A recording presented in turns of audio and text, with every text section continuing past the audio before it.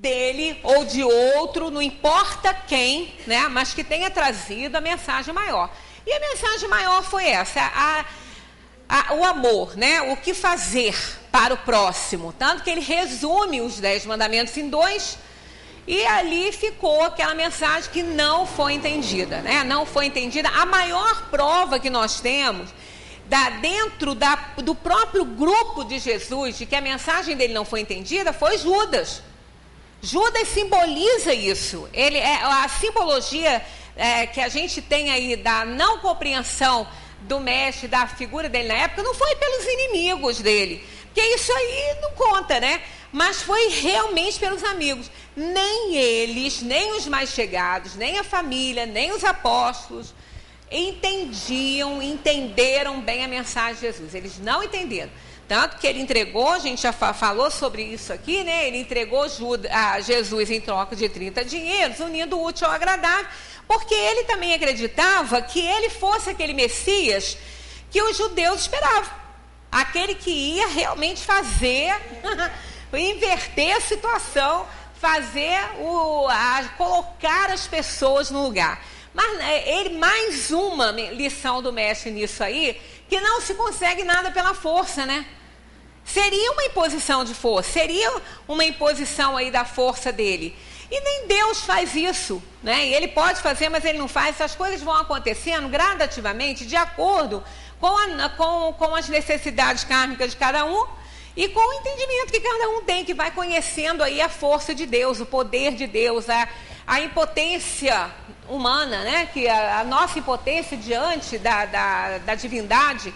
A gente vê isso sempre normalmente diante da doença, de uma doença grave, de uma doença séria, uma pessoa com todo o dinheiro do mundo, né, não consegue muitas vezes curar aquela pessoa querida e daria tudo para isso e não consegue. É ali que realmente a gente vê a impotência da gente diante de situações assim, até menores assim em termos de sociedade, que a gente não pode fazer nada. Não pode fazer nada. Então a gente vai reconhecendo aos pouquinhos a nossa impotência. E não adiantaria nada Jesus fazer o que já vinha sendo feito, não é? Ferrar com a espada. Isso aí não resolveu e não ia resolver e não está resolvendo nem hoje. Se a gente for avaliar isso, a pena de morte, por exemplo, o que tem diminuído a criminalidade e a pena de morte? Não tem. A prova disso nos países onde ela existe, né? Então não diminuiu. A gente vê isso no próprio discurso deles, né, dos criminosos, que eles sabem que quando entram para o crime, eles morreram ali. Uma vez, dando uma entrevista, ele falou: eu já estou morto, eu só estou esperando realmente parar de respirar. Porque no momento que eu escolhi o crime, eu morri. Eu sei que eu só tenho um caminho, que é a morte, eu sei disso. Então eu não me importo com isso. Se eu vou morrer pela mão de um policial, pela mão do Estado, sabe? Ele falando com a cara coberta, não apareceu realmente o rosto dele, mas mostrou-se uma pessoa culta a respeito dessa situação. Então ele falou: nós que somos criminosos, estamos aí no crime, nós não nos importamos com isso, nós sabemos que quando a gente faz essa escolha, a gente morre ali. Porque a qualquer momento... Tá? Então, não nos importamos se é o Estado que vai nos matar, se é a policial, se é o próprio grupo, né? Se a gente vai ser morto, seja como for, né? Ou por esse Deus aí que vocês falam que é Deus, ele falou, né? Então, realmente não existe isso. Quer dizer, a força, a imposição, nunca corrigiu ninguém e não vai corrigir. A gente, em escala pequenininha, né? Dentro da nossa casa, com os nossos filhos, vai educar um filho na ponta do chicote, do chinelo, não vai resolver nada, não vai conseguir nada. Então, ele sabia disso muito antes de nós, né? Então, não seria a força que ele iria impor no mundo que ia resolver. Então, ele não poderia realmente ser reconhecido. Aquele Jesus ali não poderia ser reconhecido como o Messias. Estão esperando. Pois é isso. Mas a gente não sabe também até que ponto esse Messias, ele realmente é dessa forma. Assim, a gente sabe que foi, historicamente falando, foi um homem extremamente inteligente, né? O Jesus histórico, e não o Jesus religioso, né? O Jesus histórico, o pouco que eles conseguiram dele, e muito assim, em cima da biografia do outro, que era igualzinho a ele, né? Que fazia as mesmas coisas, que há alguns historiadores que dizem que era a mesma pessoa, né? Que eles só dividiram por questões assim, religiosas, né? Mas que era a mesma pessoa. Então, realmente, ele foi à frente do tempo dele, ele foi extremamente humilde, foi uma pessoa que tentou mudar o mundo pelo amor, né? Pelo amor. Então, ninguém maior do que ele, com esse discurso e exemplificando isso, apareceu aí na Terra. Os outros todos precursores e vieram depois, mas ninguém deu esse exemplo maior. Tanto que Kardec, né, perguntou aos espíritos e eles disseram na 625, qual o modelo mais perfeito que Deus colocou no mundo para ser seguido por nós? E ele responde que é Jesus. E foi. Realmente, todos os grandes líderes religiosos, as grandes almas que passaram por aqui, todas elas tiveram muito valor, mas não chegaram realmente à altura do mestre, né? Então, nós temos aí Jesus como modelo mais perfeito. Agora, ficar seguindo à risca esses dogmas, essas coisas que falam, isso tudo foi escrito muito depois, a gente realmente não sabe, não tem certeza se foi dessa maneira. A data a gente sabe que não foi, porque a própria igreja admite que não foi, né? Que essa data de 25 de dezembro foi criada por eles, pelo Papa, por na época, né? Por uma série de necessidades lá que eles encontraram. E foi isso aí. Então, mais uma vez, a gente tem a prova de que essa questão da data, do tempo, isso é irrelevante, né? Até a gente trouxe um pouco essa questão aqui sobre o tempo, né? O que é o tempo, né? O que significa uma data, o que significa uma mudança de ano? Realmente não tem grande significação uma mudança de ano, né? O tempo qual concebemos aí não passa de uma ilusão. O tempo é para marcar acontecimentos, né?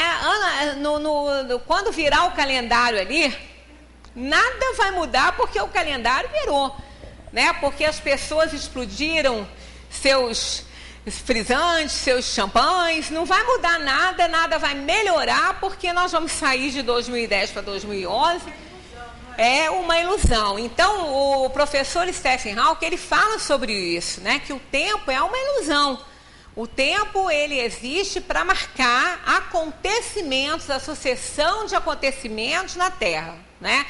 Ele dá até o exemplo mesmo de um copo, esse copo está aqui com essa água dentro. Mas se ele for para o chão e se quebrar e a água se espalhar, ele será um passado.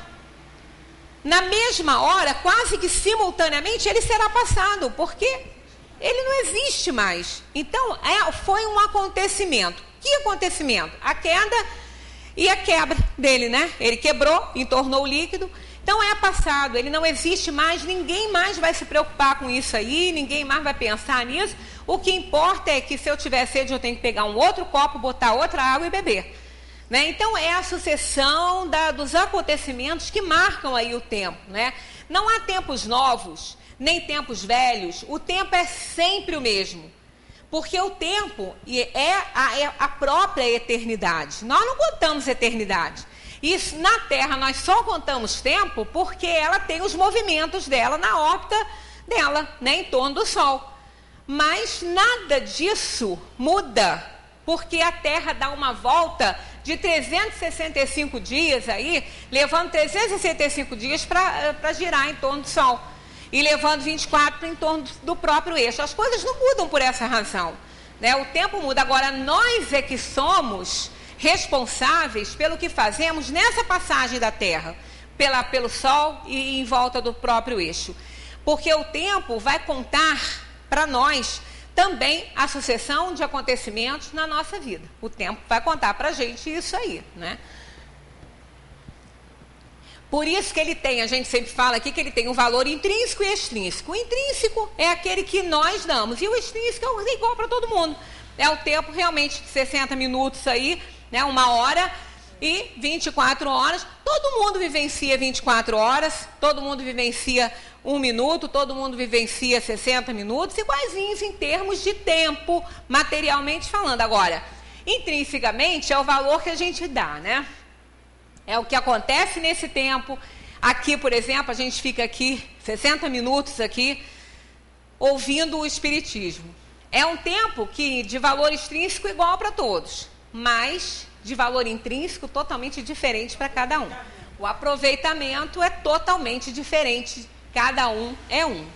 A matéria é volúvel como as ondas e instável como as nuvens que se movimentam no espaço, assumindo variadas conformações que se sucedem numa instabilidade constante, não é? Gente, tem criança que gosta muito de ficar deitado, olhando para o céu, as nuvenzinhas, umas têm forma de gatinho, outra de cachorrinho, aí rapidamente ela se desfaz, né? Então é aquela variação constante de tudo, e assim é a nossa vida aí no tempo, né? A matéria é volúvel. Aí a gente fala assim, o tempo passou, olha como que ela está diferente, como que envelheceu, né? Pois é. O tempo também não foi responsável por isso, não. Né? O tempo também não foi. Porque tem pessoas que viveram 30 anos e outras viveram 50. A de 30, às vezes, demonstra mais marcas que a gente diz que sejam do tempo, mas não são, do que a que viveu 50. É a questão, é o valor intrínseco e extrínseco que a pessoa dá ao tempo, que vai fazendo as modificações até mesmo no corpo da pessoa, né? E se o tempo fosse responsável pelo nosso envelhecimento, uma pessoa de 30, ela estaria com os mesmos traços de envelhecimento de outra de 30. Mas não é verdade. Então isso depende muito de quê? Da alma que está ali, conduzindo aquele corpo, determinando o envelhecimento ou não, né, daquele corpo. Uma pessoa, às vezes, com 100 anos, a gente olha para ela, a gente não diz que ela tem 100 anos. Não é? Olha para uma pessoa que tem 30, você daria para ela uns 45, ou às vezes uma que tem 45, você dá para ela uns 30. Então isso é porque realmente o tempo em si, ele não é responsável por essas coisas, né?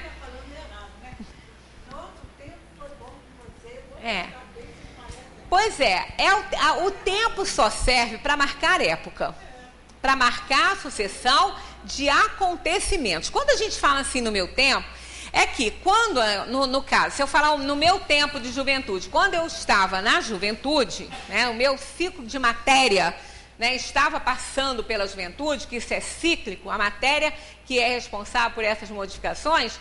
Então, havia acontecimentos diferentes do que está havendo agora.